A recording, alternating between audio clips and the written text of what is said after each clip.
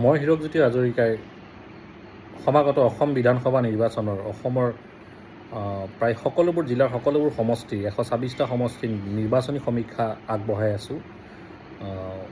ইয়াৰ কাৰণে মই অসমৰ বিভিন্ন সমষ্টিৰ election data, previous election data, জনবিন্যাস, ভোটাৰ বিন্যাস, ভোটাৰ পাৰ্চেণ্টেজ, জনবিন্যাস, ডেম'গ্ৰাফিৰ পৰা আদি কৰি গোটেইখিনি কিছুমান ৰিপৰ্ট ল'বলৈ চেষ্টা কৰিছিলোঁ, গ্ৰাউণ্ড ৰিপৰ্ট। গতিকে ইয়াৰ ভিত্তিত অসমৰ বিভিন্ন সমষ্টিৰ মই সমীক্ষা আগবঢ়াই আহিছোঁ। আজি উজনি অসমৰ কিছু সমষ্টিৰ বিষয়ে আলোচনা কৰিব লৈছোঁ ৰাজনৈতিক সমীক্ষা সম্পৰ্কে। আজি তিনিচুকীয়া জিলাৰ এটা গুৰুত্বপূৰ্ণ সমষ্টি শদিয়া সমষ্টি, 81 নং শদিয়া সমষ্টি। গতিকে শদিয়া সমষ্টিত ৰাজনৈতিক সমীক্ষা এনেকুৱা ধৰণৰ। এই সমষ্টিটোত 1,99,000 ভোটাৰ থকা এটা সমষ্টি প্ৰায়। এই সমষ্টিটোত বলিন চেতিয়া, তেওঁ বিজেপিৰ পৰা প্ৰক্ষেপিত প্ৰাৰ্থী, আৰু জাতীয় পৰিষদৰ পৰা জগদীশ ভূঞা, তেওঁ এজন শক্তিশালী প্ৰাৰ্থী, পুৰণা ৰাজনৈতিক নেতা তেওঁ। গতিকে এই সমষ্টিটোত বিজেপি প্ৰাৰ্থী বলিন চেতিয়া তেওঁ বিজয় হৈ অহাৰ যথেষ্ট সম্ভাৱনা আছে। আৰু সমষ্টিটো 2021 ইলেকশ্যনৰ ৰিজাল্ট যদি আমি পৰীক্ষা কৰি চাওঁ, তেতিয়া সমষ্টিটোত বলিন চেতিয়াই খুব 64,000 ভোট পাব সক্ষম হৈছিলে। আৰু সেই সময়ত কংগ্ৰেছৰ প্ৰাৰ্থী লক্ষীণচন্দ্ৰ চেতিয়াই যথেষ্ট ভোট পাইছিলে, প্ৰায় 42,000 ভোট পাইছিলে। জগদীশ ভূঞাই প্ৰায় 29,000, 30,000 ওচৰৰ ভোট পাইছিলে। গতিকে যথেষ্ট প্ৰতিদ্বন্দ্বিতা হ'ব সমষ্টিটোত, কিন্তু জগদীশ ভূঞাই ভাল ফলাফল কৰিব, কিন্তু এইটো নুই কৰিব নোৱাৰি, যথেষ্ট ভোট পাব। কিন্তু সমষ্টিটোত ৰাজনৈতিক সমীক্ষা অনুসৰি বলিন চেতিয়া প্ৰায় বিজয় হৈ অহাৰ সম্ভাৱনা আছে সমষ্টিটোত যথেষ্ট। ইয়াৰ পিছত এটা গুৰুত্বপূৰ্ণ সমষ্টি ডুমডুমা সমষ্টি। ডুমডুমা সমষ্টিত 1,44,000 ভোটাৰ থকা এটা সমষ্টি। এই সমষ্টিটোত বিজেপিৰ ৰূপেশ গোৱালা এজন শক্তিশালী প্ৰাৰ্থী, আৰু ফৰ্মাৰ MLA তেওঁ দুৰ্গা ভূমিজ আছিলে, ভাৰতীয় জাতীয় কংগ্ৰেছৰ এজন প্ৰাৰ্থী। গতিকে চাহ জনগোষ্ঠী অধ্যুষিত এটা অঞ্চল, কিন্তু প্ৰতিদ্বন্দ্বিতা হ'ব, তাক নুই কৰিব নোৱাৰি। ৰূপেশ গোৱালা বিজয়ী হৈ অহাৰ সম্ভাৱনা আছে সমষ্টিটোত। ইয়াৰ পিছতে গুৰুত্বপূৰ্ণ সমষ্টি হৈছে মাৰ্ঘেৰিটা সমষ্টি।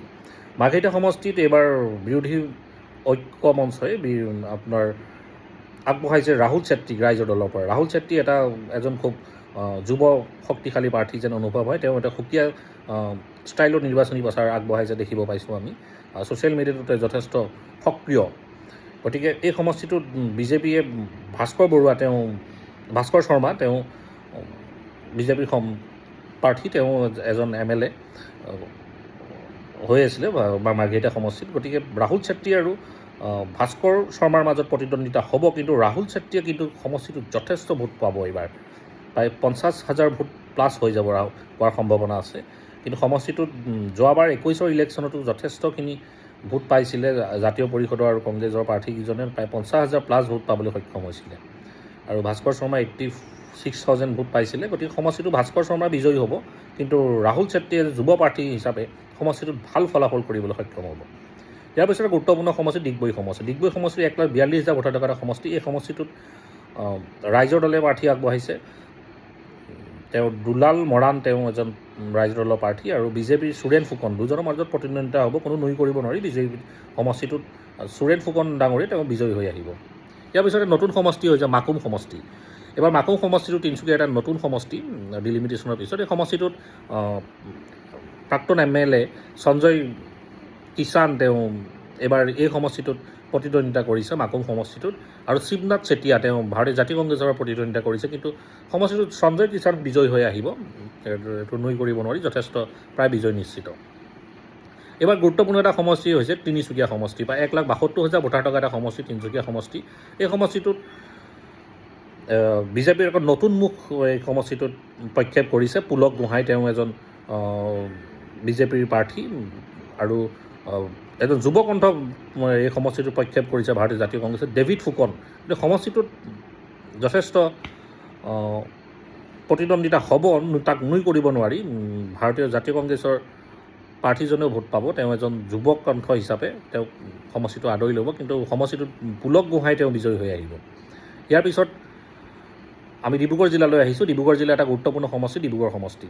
ডিব্ৰুগড় সমষ্টিত জাতীয় পৰিষদে এজন খুব শক্তিশালী ভাল পাৰ্টি প্ৰভাৱশালী প্ৰাৰ্থী তেওঁ এখন চিনাকি মুখ আৰু বহুত কাম কৰি আহিছে ডিব্ৰুগড় সমষ্টিত মইনাক পাত্ৰ তেওঁ জাতীয় পৰিষদৰ পৰা সমষ্টিটো প্ৰতিদ্বন্দ্বিতা কৰিছে আৰু ভাৰতীয় জাতীয় কংগ্ৰেছৰ ভাৰতীয় জাতীয় বিজেপিৰ এই সমষ্টিটোৰ প্ৰাৰ্থী হৈছে প্ৰশান্ত ফুকন তেওঁ MLA সমষ্টিটোত কণ্টিনিউৱাছ MLA হৈ আছে সমষ্টিটোত এই সমষ্টিটোত প্ৰায়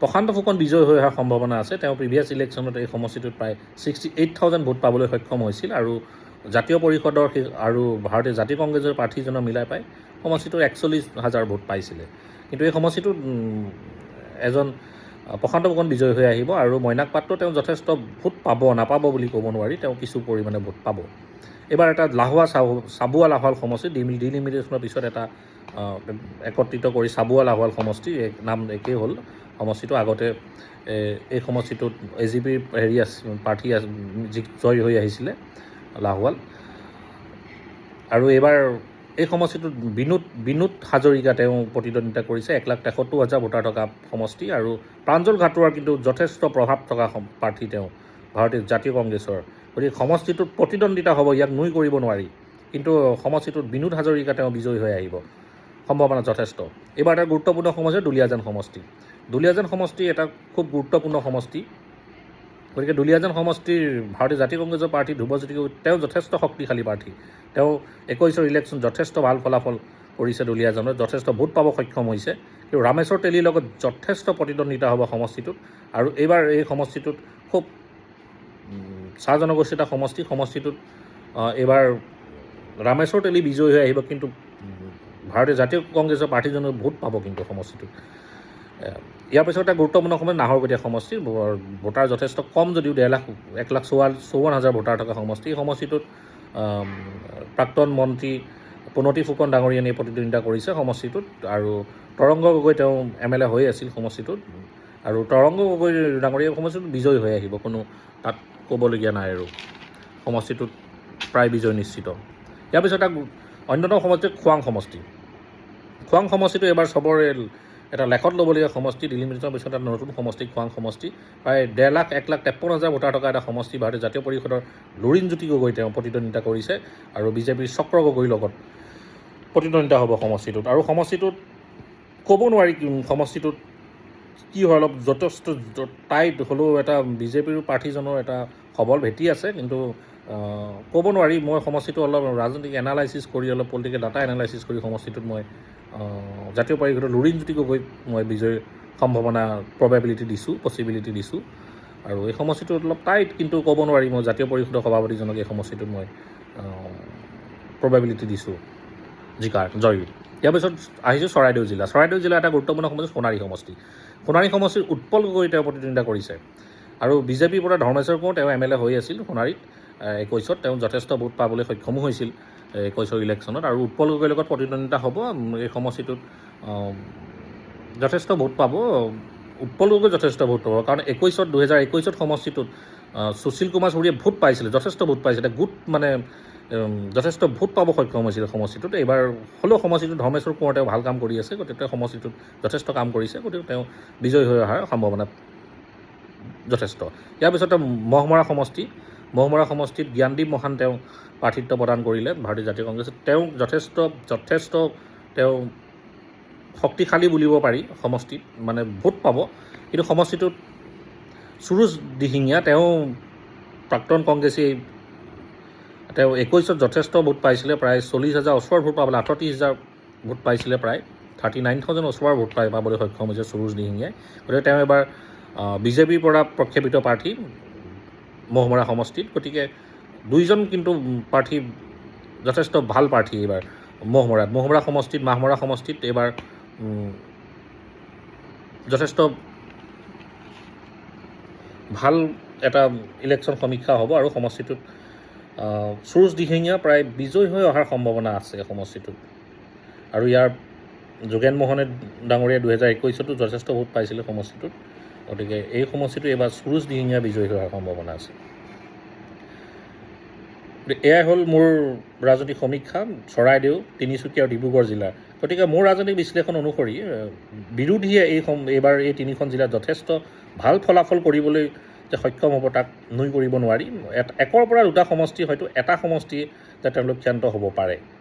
বাকী সকলোবিলাক সমষ্টিত তিনিচুকীয়া জিলাৰ আৰু ডিব্ৰুগড় চৰাইদেউ ভাৰতীয় জনতা পাৰ্টীয়ে ভাল ফলাফল কৰিব, প্ৰতিটা সমষ্টি বিজয়ী হৈ অহাৰ সম্ভাৱনা প্ৰকট।